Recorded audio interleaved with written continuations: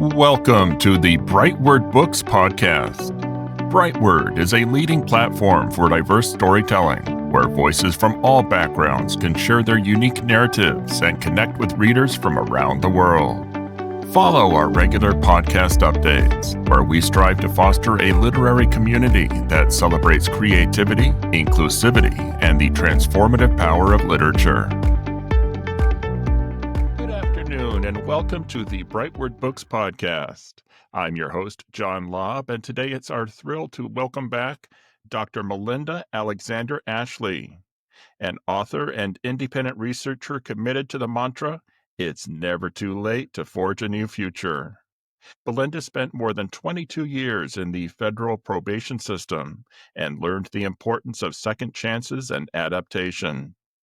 After retiring, she imagined a new journey as a writer, highlighting the traumas experienced by past and future generations learning to equip themselves to overcome by engaging in therapy, meditation, connecting to nature, and focusing on objects that help them see beyond barriers. Belinda's latest novel is Faces in the Smoke: Secrets Unearthed, the story of a trio of teens on a fantastical journey to escape an unhinged individual. Wow, Belinda, sounds intriguing. Welcome to the podcast. Thank you. I appreciate that. It's a pleasure to speak with you. Has your relationship with the book changed at all since you first visited with us and as readers have started to discover the secrets of the story? Yeah, it has changed actually. I think it's been eye-opening because my readers want to know a lot more than I thought about. They want to get in touch and engage with the characters, and that surprised me. I knew on the surface, but they want to know a little bit deeper, and they have more perspective, and they ask a lot more questions about the background, the plot, why people do what they do, where did they come from. So that kind of surprised me. Excellent. Any surprises in particular? Anything that you were shocked somebody would think to ask or inquire about? Oh yeah, there's been several things that came up that I was a little surprised about. One, a lot of people are really interested in the character Sophia, the little younger sister. She was kind of one that came out of the shadows, and people are just curious about her. What made her the way that she was, such as she's always after her siblings charging money and things like that. That is something that came out of my background with my siblings. We did those kind of things to each other. You have to pay us not to do this or whatever we wanted to get by with. Um, and my parents, I was the only girl, so I was in a privileged position with my dad. So they had to pay me to keep me quiet on certain areas and issues. You took But advantage of your position. I love it. I definitely did. To my shame, it wasn't fair, but I did that. So some of those stories came out of my past. So Excellent. that was one that was very surprising. People were interested in, and I think I've had a couple of questions that come up about the Cherokee proverb. Where did that come from? And that just came from my research, and I was very intrigued about it. It actually reads. Let me just read it for you, so as a reminder.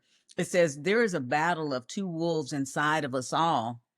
One is evil. It is anger, jealousy, greed, resentment, lies, inferiority, and ego. And the other is good. It is joy, peace, love, hope, humility, kindness, empathy, and truth. The wolf that wins, the one you feed. It was like a proverb. I don't know it just said an unknown author, so I don't know where that came from, but it stuck with me. And it's something that I really identified with. And apparently it registers with some of the readers as well. Absolutely, which is wonderful, which I think is what any writer would hope, that your words Uh, touch folks. I've heard some writers talk about the fact that characters in a novel can almost take on a life of their own in the mind of the reader. Have you found that at all? Well, absolutely. That surprised me when I'm developing the characters because they're a compilation of all these people I know. So it's not just one person, but it surprises me that people identify with those characters, such as Baxter Bernstein and then Connie Eldridge. Their relationship came out of past and some genealogy work that I did because this child that they had between the two of them, he didn't know, and she she didn't bring the child up, but there are people who never meet their parents or grandparents. So that registered with some people as well. And as for myself, I never knew one of my grandparents. So this is something that came out for me that was real. And I'm amazed that it also touched a lot of readers as well. Absolutely. Without giving away any secrets, are there any plot twists or twists and turns that you're especially proud of in the novel? Yes, there was several because I tried to put in some things that were cultural, but the biggest thing I think was the Battle of Island Mile. That's one of the things when I first started writing. That's what prompted me to write Faces in the Smoke. It was about this little known battle during the Civil War that happened, and when I did the research on, it, I said, "No, I never knew this," but it was amazing, and so that's what prompted me to write the story. But it was one of the things I wanted to weave into the story, and I wanted to hopefully get other people interested in what that story was about.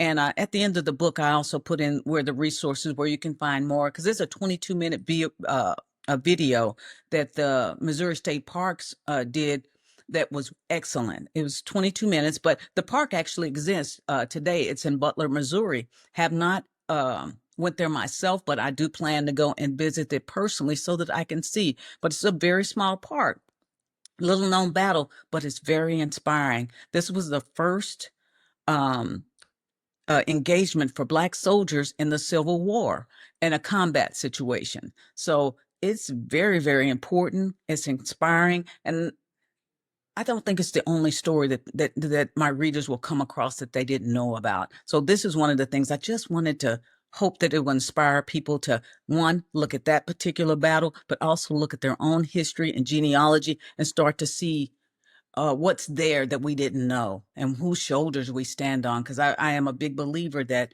we stand on other people. The people that came before, we stand on their shoulders. So I like that portion of it. So that's one of the things that I wanted to weave into the story. The other thing was the butterfly colors. Like they mean something in Native American culture. And in the research, I found that they mean different things. Like the color yellow mean guidance, or the color red may mean passion, so there was a lot of things there, our strength. And so, or purple was my favorite for royalty. But those were the things that I kind of learned about and the transformational nature of butterflies. And I learned that in that culture when I started to do the genealogy. And I think I shared previously that I am from Oklahoma. So a lot of our history prior to 1907, this was the Indian territory. So there's a lot of Indian heritage and culture here. And the other last little thing that I try to include in the story and kind of get in was that grounding. I made it into an earth dance, but it's connecting with nature, and it's being connected and understanding that we're all a part of something bigger than ourselves. So that's one thing I tried to weave in, and I tried to do it in a fun way. And Sophia took a bigger role in that. Aponia originated that in the story, but she taught it to her little sister, and her sister ran away with it. So that's how she became a bigger story in the earth dance. And I've heard it said, if you want to know where we're going, if you want to know the future, look to the past, right? Um, Absolutely. you've got some excellent examples there of doing just that. So, did Absolutely. any of the characters take on a bigger role than you expected? In other words, maybe you had envisioned them having a certain role or a certain level of involvement, and maybe even in your own mind as you wrote, the character took on a life of its own and became bigger or somehow more important? I think I did. I the Sophia character was just supposed to be a background secondary character that I just kind of put in.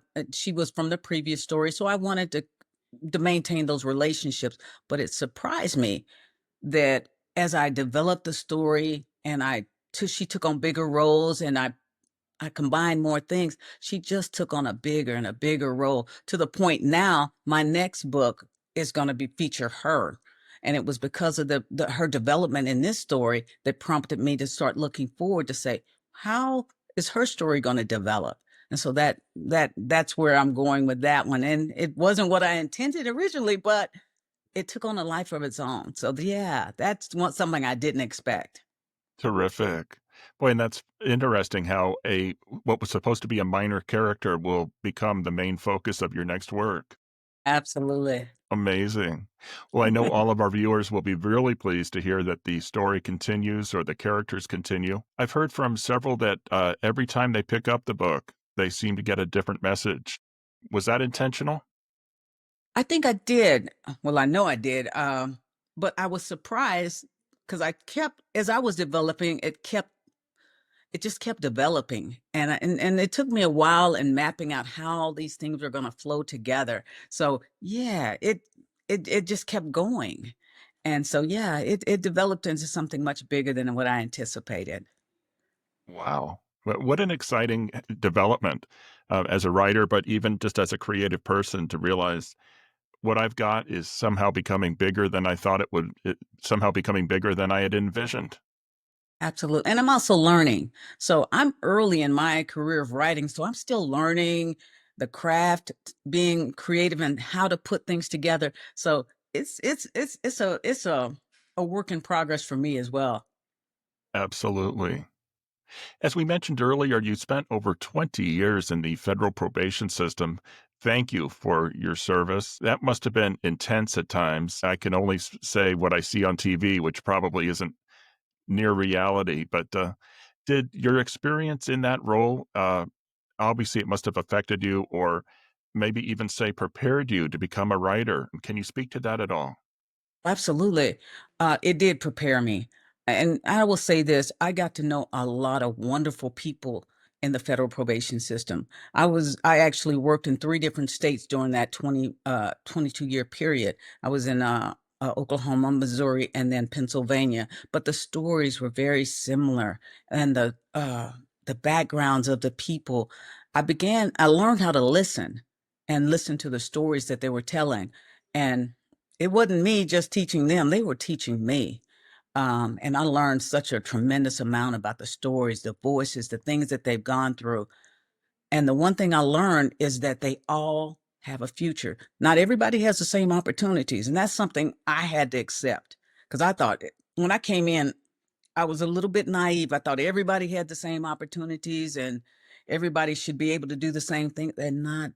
That did not bear out in listening to the stories because everybody had different experiences in their life. And if you weren't exposed to college and you were having to work at a young age, just trying to help with rent, utilities, the basic necessity of food, that wasn't a priority for you. You may not have been given the same opportunities others were given.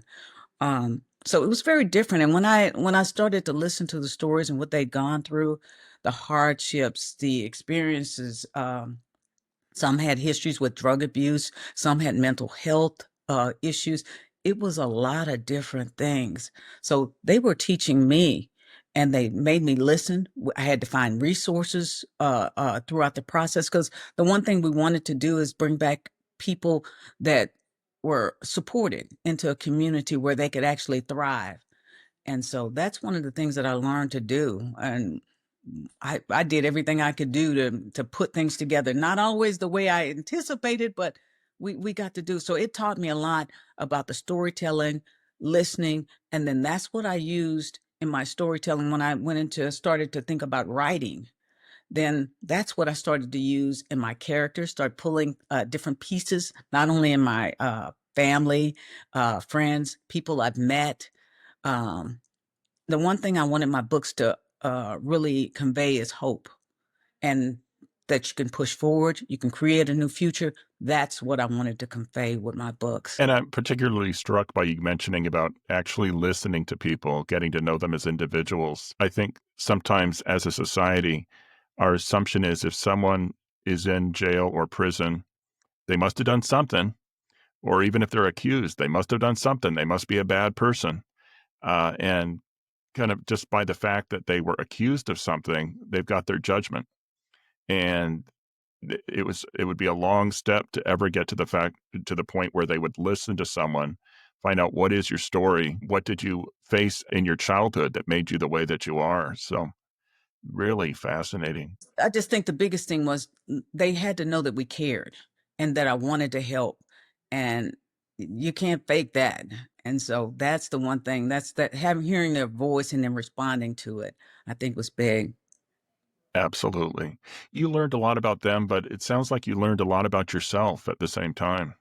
And did that carry over into being a writer? Well, absolutely. I think that's where I got judgment. I did not want my characters in writing the books, regardless of what the mistakes that the characters made. The one thing I wanted to work through, that it was not a judgmental type situation. All the characters worked through whatever issues they had to, and they were resolved. And I try to do in such a way that there's no judgment, because we all make mistakes. I'm not perfect, won't even try to pretend, but there's nobody perfect. And so that's what I tried to convey with my characters, that they're not perfect, but they work through their resolutions, and they get a good outcome at the end. And the process of healing, you talk about healing and overcoming. Can you speak to those themes as well? Absolutely. That's the one thing that I learned even in my career, my personal life, the counseling, therapy. Sometimes you have to go through those things, learn something about yourself. I can't help anybody else unless I start to know who I am and deal with my own things inside of me. And And be so honest with yourself, right? About who you are. absolutely. That's it. Being honest with yourself, your biases, your judgments. Because I'm not the same person when I came into the federal probation system as when I left. I had some biases. I had some judgment. I thought I knew. I had been a police officer prior to that time. So I thought I had a good beat on things. I didn't. I Wow. was a work in process. So I learned that there were things that I didn't know. You have to listen to the stories. You have to ask the person how they want to be helped, not how you think they should be helped. Wow.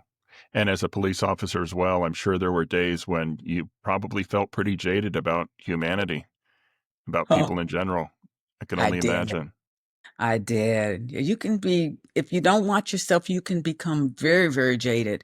And I think that I was a bit, and I was a little bit opinionated, but I found that it was more, and wasn't just black and white. You had a gray system in there of dealing with people and problems and things going on. So I hope I came out of that system more positive, but yeah, I can honestly say I was a little jaded and I was opinionated. I had to change. And if it goes too far, that jadedness can become dangerous, right? It can distort reality and it really becomes unfair to the folks you're dealing with as a law enforcement officer. Absolutely, because you can project onto them your own opinions and biases, and if you're not careful, you don't even hear what they're saying. You just project what you think they should be saying, and that's what you accept. And so that's Exactly. something, that's where that listening and learning, embracing where that person is came from me. I went to counseling sessions with a couple of my people that I oversaw or supervised, and it was amazing. But they trusted me, and I realize now how much they had to trust me to go with them through that process and journey, because they were frightened. They didn't know that what was supposed to happen in counseling. I thought, yeah, we know what happened. No, they didn't. They had never been exposed to that, and until I And went through so that why should process, they trust Belinda? absolutely. Yeah. And I had to Yeah. prove myself to them as well. I mean, they had to prove themselves to me, but I had to prove myself to them to know who I am and what I'm standing for and would I betray them and what we were trying to do. Absolutely. Do you think, I always like to ask guests about social media. It's a wonderful thing, and yet it can be a huge distortion of reality, especially for younger people, between the image they want to project and what they see out there and real life, which often is not as exciting as they think everybody else is having a great time. Have you had any experience with that, or did that ever impact your work in the probation role or even as a police officer? I think it did in small ways because I wasn't a big social media person, but it was coming about.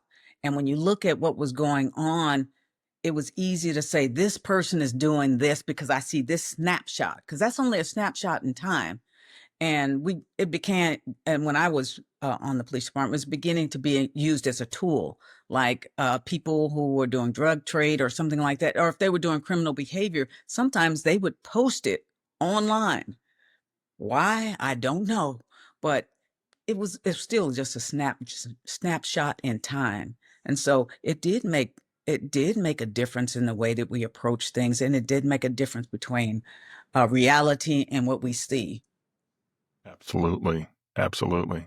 And it's kind of scary at times, the difference, the delta between reality and people's image of other people and thinking what they want to measure up to or become. Did you find from the time you first sat down to write the manuscript until the book was published, do you feel like you evolved as a writer even over the course of crafting the book? Oh, absolutely. Because I was doing research along the way. So as I was learning, I took some writing courses, trying to learn, and then I had to craft the voice and the message to make sure that I didn't get too far out on things that weren't important or what the book could cover. So I was developing along the way, learning how to craft the message, staying on task, and then what things that, because it has to be interesting. And one thing I understood is readers, if they don't read your book, it's for naught. I wanted them to enjoy what I was writing, but I also wanted to be fun. I wanted to be educational and inspiring so that at the end of the day, they could take that information away and then not only look at it and say, well, I want to learn more about that because the battles are real. Most of the other things are just fiction. So I want them to be able to look at some things and say, this is inspiration. I want to learn more about this. But in the interim, I also want to learn about myself. I want to be inspired to learn about my genealogy, what's so important to me, what makes me unique, because we're all unique. So that's one of the things I wanted to. And that's why I put the cultural parts of it in there as well, so that you are exposed to different things, natural remedies, connecting with nature, all that kind of stuff. I wanted to just expose my readers to a different culture as well. Hmm. And there's almost a sense of trust. You talked about people trusting you to engage in talking or therapy. But in a sense, a reader, before they'll get anything out of a book, they've got to trust who they're reading, right? They need to Absolutely. say, I'm looking at this book by Belinda, and I may not agree with everything. I may not understand everything the first time through, but I trust her to tell a good story. And based on your reviews, obviously a lot of people feel that way. So congratulations. Thank you. I appreciate that. That's powerful for me. I didn't know how people would perceive me. So that to me is wonderful and I'm humbled by it. And I thank you for those kind words, but the readers have surprised me in that way. And it's a good way, but I didn't know how they would receive me at all. Well, until you write and put it out there, you never know. True. Do you have any advice for someone else who's 25 years into a career and has thought, I've always had a book inside me? Any advice you would give? Any particular challenges in giving up what some may call more traditional employment for the dream of becoming a writer? Oh, I would say just start somewhere. You don't have to quit your job to do it, but start writing. And yes, the courses helped me tremendously. I'm a methodical person and I needed the background, I needed the structure to start to write, but not everybody does. The big thing is to start to write somewhere, find out what message you're trying to convey, and that's what I'd say, go for it. And like I say, I've been in retirement, so I'm saying forge a new future. If you don't, if you're finished with one, now it's time to go to a new one. And I don't know. I'm hoping if I'm 100 years old, I'm still going to be forging a new future as long as I'm on this earth. So I hope that's what I Wonderful. would say. Never stop learning. Keep forging a new future. If you finish one, or if you're ready to move on to something else, don't stop. Just keep writing, keep moving on. And like the saying goes, a writer writes. Absolutely. And maybe it's not writing for everyone. Maybe some would find becoming an author, but maybe someone else always wanted to be a gym teacher or whatever their dream is. You're proof positive that it can happen. Oh, absolutely. I mean, there's a lot of challenges in my life, and it wasn't just writing. My daughter came up with this great idea mid last year that we were going to run a half marathon. Guess what? April 26th in Nashville, Tennessee, me and her did a half marathon. It was Terrific. long. Yeah. So you don't ever know what you're going to be doing, but I had to take my own advice. She said she needed a partner, and I wanted to see if I could actually do it. So we did it together, and it was wonderful. Oh, So you don't excellent. know. It's not just writing. It's not just teaching. You can do a lot of things in your life if you just say yes. And that's what I did with my daughter.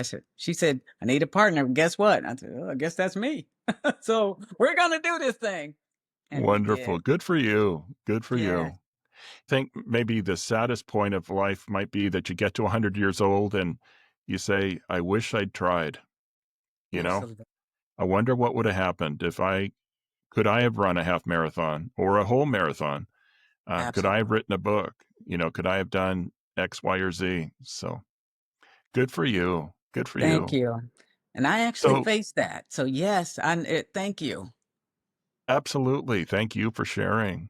You're So the next welcome. book you mentioned, Sophia, do you envision then continuing after that, or will the next book kind of reveal to you where you're going to go next?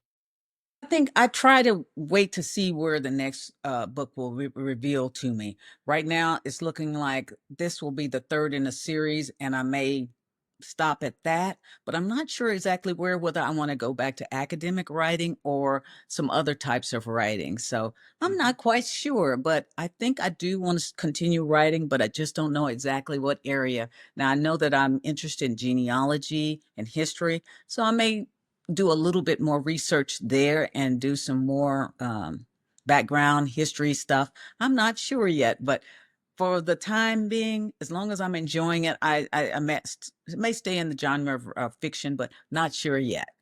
Excellent, excellent. Would you ever consider writing maybe a autobiography? Maybe my time in the probation department, 20 years, or maybe you're tired of thinking about that. No, I hadn't actually thought about that, but yes, I think that would be very interesting. And I would consider doing it because it was a great time in my life. Wasn't all perfect, but I think that I learned enough positive things that I think would be inspirational for other people to say, try things that you've never thought you'd do. Um, touch the lives of people you never thought you'd touch. Because it's not what I intended when I went to college, but it was the greatest thing that happened in my life, and I wouldn't change it for anything. Well, that's great, and I think there'd be a market personally. Oh, I okay. I know true crime is a hot genre, but very often it's the shock factor or, like, "Oh, look at this horrible thing that happened, the ex-murderer," everybody thought he was a nice, normal guy, but how many people tell the story of that guy, How did a nice, normal guy become the axe murderer? And it sounds like you learned really more about people in the system and how they got there and maybe more of the reasons. I think that could make some compelling reading, personally. Yeah, I hadn't thought about that, but yes, I think I would consider that. To be quite honest, I'll look into that as well because it is fascinating. I hadn't thought about people wanting to actually read about that. But yeah, it was a great experience and yeah, lots and lots of details. I'll bet. I'll bet. Obviously, many of which are probably confidential, but I'm sure you could paint a picture that would be Absolutely. meaningful. So, excellent. Absolutely. Well, I know our time is running low, but before we let you go, could you maybe say if someone was to pick up the book today and read it, what is the one idea, the one concept that you hope that they would take from it if there was just one thing that stuck with them? I think I would like them to take away that there are many inspirational stories that are encapsulated in all of us. Like for me, it was the Battle of Island Mound. I hope they take away that that was a real story. Those were real people, and the 220 men that were involved in that battle, they were former slaves. They did something unimaginable. And I hope they'd be inspired to do something similar in their own lives. So that's what I would hope they would take away, that there are no parameters. You can break boundaries and bonds you think that keep you from doing the things that you want to do. and only you can make it happen. Absolutely. And that's a true statement for each of us. So, Absolutely. Belinda, it's been an absolute pleasure speaking with you. Thank you so much for making a return visit. And I Oh, assume the book is available on Amazon, Barnes & Noble, everywhere fine books are sold. absolutely. Excellent. Excellent. Well, the book is Faces in the Smoke, Secrets Unearthed. It sounds truly intriguing. I would encourage everybody to pick up a copy. And Belinda, thank you so much for being with us today. It's been great. You're very welcome. And thank you for having me. You made this a really great experience for me. Well, it's a pleasure speaking with you. Thank you so much. You're And we'll welcome. talk to all of you on our next episode of the BrightWord Books Podcast. Thank you for being with us today. You've been listening to the BrightWord Books Podcast, home of the literary community that celebrates creativity, inclusivity, and the transformative power of literature. Don't forget to subscribe so you'll never miss future episodes. Until next time, stay informed and stay engaged.